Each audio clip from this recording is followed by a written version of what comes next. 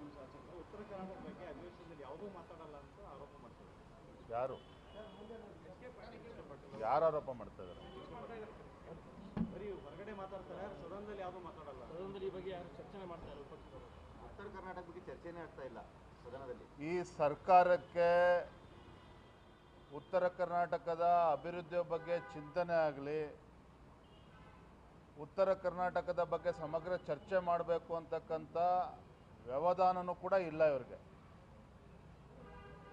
ಅಧಿವೇಶನ ಶುರುವಾಗುವ ಮುಂಚಿತವಾಗಿಯೇ ಭಾರತೀಯ ಜನತಾ ಪಾರ್ಟಿ ನಮ್ಮ ವಿರೋಧ ಪಕ್ಷ ನಾಯಕರು ಒತ್ತಾಯವನ್ನು ಮಾಡಿದ್ದಾರೆ. ಬಹುಶಃ ಇವತ್ತು ನಾಳೆ ನಾಡಿದ್ದು ಉತ್ತರ ಕರ್ನಾಟಕದ ಬಗ್ಗೆ ಚರ್ಚೆಗೆ ಅವಕಾಶ ನೀಡ್ತೇವೆ ಅಂತೇಳಿ ಸಭಾಧ್ಯಕ್ಷರು ನಮಗೆ ಭರವಸೆಯನ್ನು ನೀಡಿದ್ದಾರೆ. ಆದರೆ ಇದರ ನಡುವೆ ಆಡಳಿತ ಪಕ್ಷದ ಶಾಸಕರು, ಸಚಿವರು, ಮುಖ್ಯಮಂತ್ರಿಗಳನ್ನು ಒಳಗೊಂಡಂತೆ ಯಾವುದೇ ವಿಚಾರವನ್ನು ಸಮಗ್ರವಾಗಿ ಚರ್ಚೆ ಮಾಡೋದಕ್ಕೆ ತಯಾರಿಲ್ಲ. ನನ್ನ ಮೇಲೆ ಆರೋಪಗಳನ್ನು ಮಾಡ್ತಕ್ಕಂಥದ್ದು, ಮುನಿರತ್ನ ಬಗ್ಗೆ ಚರ್ಚೆ ಆಗಬೇಕು ಅಂತೇಳಿ ಈ ರೀತಿ ಬೇರೆ ಬೇರೆ ವಿಚಾರಗಳನ್ನು ಸದನದಲ್ಲಿ ಪ್ರಸ್ತಾಪ ಮಾಡ್ತಕ್ಕಂಥ ಪ್ರಯತ್ನವನ್ನು ಕೂಡ ಮಾಡ್ತಾ ಇದ್ದಾರೆ. ಆದರೆ ನಾವು ಯಾವುದೇ ಕಾರಣಕ್ಕೂ ಬಿಡೋದಿಲ್ಲ. ಭಾರತೀಯ ಜನತಾ ಪಾರ್ಟಿ ಹಾಗೂ JDS ಇವತ್ತಿನಿಂದ ಉತ್ತರ ಕರ್ನಾಟಕದ ಬಗ್ಗೆ ಸಮಗ್ರವಾಗಿ ಚರ್ಚೆ ಮಾಡಬೇಕು ಅಂತ ಹೇಳಿ ಒತ್ತಾಯವನ್ನು ಕೂಡ ಮಾಡಿದ್ದೆ. ಇವತ್ತಿಂದ ಕೈಗೆತ್ತಿಕೊಳ್ತೇವೆ.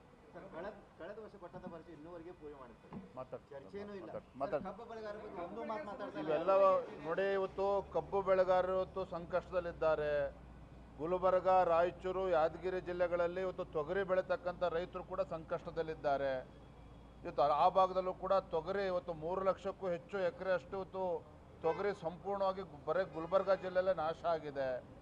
ಅದನ್ನು ಸರ್ವೆ ಮಾಡಿಸ್ಬೇಕು ಅಂತಕ್ಕಂಥ ಕೆಲಸವೂ ಕೂಡ ರಾಜ್ಯ ಸರ್ಕಾರ ಮಾಡ್ತಾ ಇಲ್ಲ. ಯಾಕಂದರೆ ಪರಿಹಾರ ಕೊಡಬೇಕು ಅಂತೇಳಿ ಇವೆಲ್ಲವೂ ಕೂಡ ಸದನದಲ್ಲಿ ಚರ್ಚೆ ಮಾಡ್ತಾರೆ.